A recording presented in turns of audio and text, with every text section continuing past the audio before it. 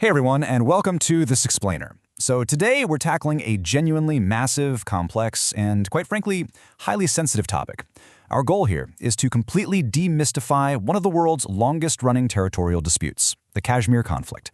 And to do that objectively, we're sticking strictly to fact-based, documented source material to really cut through all the noise. Because we don't just want to know what's happening today, right? We need to figure out how on earth we got here and what it actually means for the millions of people caught right in the middle. Okay, let's dive into this. Here's our roadmap for the explainer. First up, the disputed territory. Second, the roots of the conflict. Third, decades of war. Fourth, we'll look at the armed insurgency. And finally, number 5, the human cost. All right, part 1. The disputed territory. The stakes today. To really understand this messy history, we absolutely have to ground ourselves in the concrete geopolitical reality of today first. We hear the word Kashmir tossed around all the time, but what exactly does that territory look like right now on a map? Well, what's really interesting here is how the actual control of the former princely state of Jammu and Kashmir breaks down. It's not just a two-way split like you might think. It's actually a three-way fracture. So India controls about 55% of the land area, and that includes Jammu, the Kashmir Valley, most of Ladakh, and the Siachen Glacier. And that chunk holds about 70% of the region's total population. Then you have Pakistan, controlling roughly 30% of the territory, which comprises Azad Kashmir and Gilgit-Baltistan. And finally, China controls the remaining 15%, primarily taking up the largely uninhabited regions of Aksai Chin and the Trans-Karakoram Tract. So looking at how fractured that is, you kind of have to ask yourself, how in the world did a single mountainous territory get carved up among 3 heavily armed, nuclear-capable nations?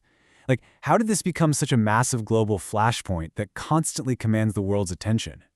Let's find out in Part 2, Roots of the Conflict, the 1947 Origins. To answer that question, we've got to rewind back to the absolute defining year of the subcontinent's modern history, 1947. This was the end of British paramountcy and the birth of 2 brand new nations.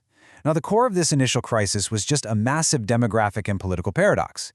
Jammu and Kashmir was the largest of the princely states under British rule, and it was ruled by Maharaja Hari Singh, who was a Hindu ruler from the Dogra dynasty. But here's the catch. According to the 1941 census, the state's population was actually 77% Muslim. So as the British are packing up and leaving, the 562 princely states were given a choice. You can join the new Dominion of India, you can join Pakistan, or you can just remain independent. And the Maharaja was literally paralyzed by this choice. He figured the Muslim majority would completely oppose joining India, but he was also terrified that the Hindu and Sikh populations would be incredibly vulnerable if he joined Pakistan. This indecision basically triggered a ticking clock scenario. In August 1947, the British partitioned the subcontinent, and almost immediately, widespread unrest began. By September, Pakistani authorities had set up an economic blockade on Kashmir, and local armed revolts started breaking out in the western districts, which were heavily influenced by the Muslim League.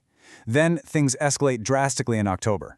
A large-scale invasion by Pashtun tribesmen, actually backed and organized by Pakistani officials, sweeps right into the state. So now, heavily outnumbered and facing internal mutinies, including a major one up in the northern Gilgit Agency where local commanders overthrew the governor in favor of Pakistan, Maharaja Hari Singh makes a desperate plea to Delhi. India says, sure, we'll send troops, but only on the condition that you sign an instrument of accession. Left with no other choice, on October 26, 1947, in a total state of panic, he signed it, provisionally handing Kashmir over to India. Which leads us to Part 3, Decades of War, Geopolitical Clashes.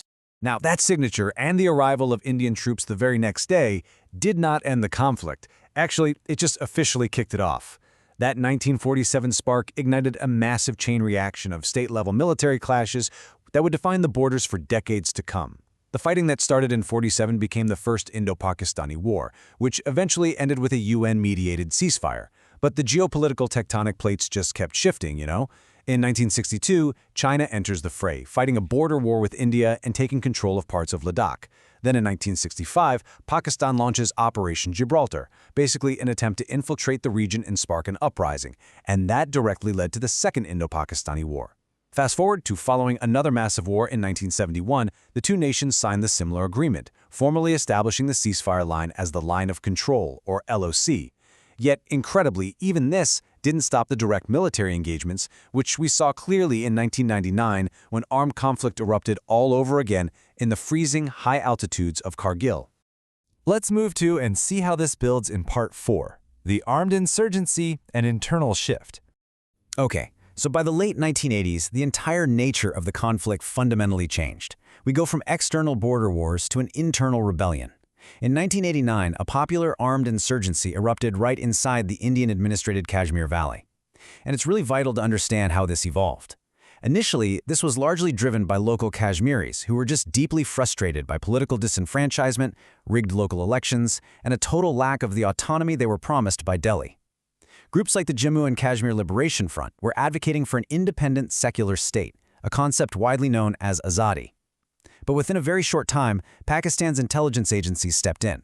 Finding this whole independence ideology completely contrary to their own interests, they abandoned the secular groups. Instead, they started heavily funding, training, and arming Islamist militant groups, like Hizbul Mujahideen.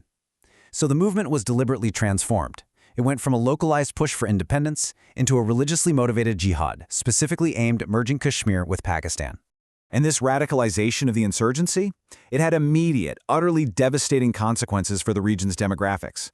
Throughout the early 1990s, militant groups kicked off a brutal campaign of targeted assassinations, massacres, and threats against the minority Hindu population who were known as Kashmiri Pandits. This absolute wave of terror forced an exodus of upwards of 100,000 Kashmiri Hindus who had to flee the valley, which entirely polarized the society along religious lines. Which brings us to Part 5, the human cost, a cycle of abuse. You know, it is genuinely impossible to talk about the geopolitics of Kashmir without zooming out to examine the devastating macro impact this has all had on actual human lives. And this brilliantly illustrates the documentation by global human rights organizations of severe abuses happening across the board. In Indian-administrated Kashmir, security forces have been heavily criticized for widespread repression, extrajudicial killings, torture, and enforced disappearances. And compounding this is a deeply entrenched culture of legal impunity, where emergency laws basically shield forces from any prosecution. Meanwhile, on the other side, the Pakistani state has tacitly permitted and sponsored violent extremist groups, all while subjecting its own administrated regions to political repression and enforced disappearances as well. Crucially, though, human rights monitoring on the Pakistani side remains severely underdocumented just because of incredibly tight state controls and information. And finally, the militant groups themselves have engaged in brutal criminal activity. We're talking the massacre of minorities, civilian abductions, and the harsh enforcement of strict religious codes through outright terror. So, the crucial point is that this cycle of violence has mutated in the modern era. While the heavily armed militancy of the 90s saw a bit of a decline, the 2010s gave rise to an entirely new generation of protest. The gun was largely replaced by the stone. In 2010 and 2016, massive uprisings saw local youths engaging in violent, stone-pelting clashes with Indian security forces. And these uprisings, they're fueled by unyielding militarization, rampant misgovernance, and just a total lack of legal redress for ongoing abuses. It is an environment completely defined by curfews, draconian measures, and deeply, deeply unresolved civilian trauma. Which leaves us with this final hanging question. We've seen how the 1947 partition arbitrarily drew lines in the mountains, how massive armies fought over them, and how an internal insurgency completely tore the social fabric apart. So, with early UN resolutions long bypassed by decades of bilateral treaties and ongoing violence, and with literally millions of people still caught between geopolitical ambitions and heavy militarization, what does the future actually hold for the Kashmiri people? It's an unbelievably complex, unending cycle of unrest that continues to demand the world's attention. Thank you so much for joining me on this explainer, and I highly encourage you to keep exploring the history of this region for yourself.